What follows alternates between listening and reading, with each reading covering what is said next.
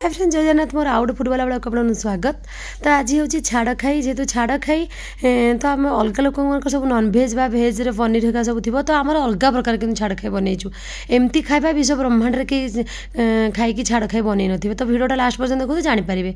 तो फास्ट आम सासु बो टिफिन कलु पूरी आ तरकारी जेहेतु बो आमर नॉनभेज खाइबुनी तो आम पियाज रसुन छणा छणी एमती जहाँ बनई खाइबू। तो फास्ट पूरी तरकारी टिफिन बनई सारा पर तो बोंकर फिटिगला जेहेतु से मस जाक खाई नथिले पियाज रसुन बा तेल हबिष करथिले। तो ये पूरी आ तरकारी खाला परे तांकर झाड़ा फिटिगला। तो से कहले मो पनीर हेका किसी करनी मु पखाला भात खाइबी। तो पखाला भात को देखो बैगण टमाटो जह्नी पोड़ा ता सहित आलू सारू सिझा कलरा सिझा शाग भजा मिक्सचर काकुड़ी पियाज पाग।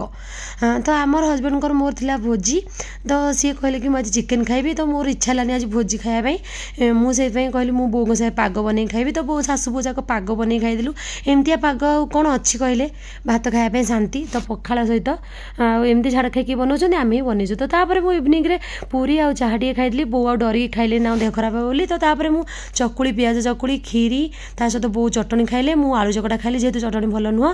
तो एमती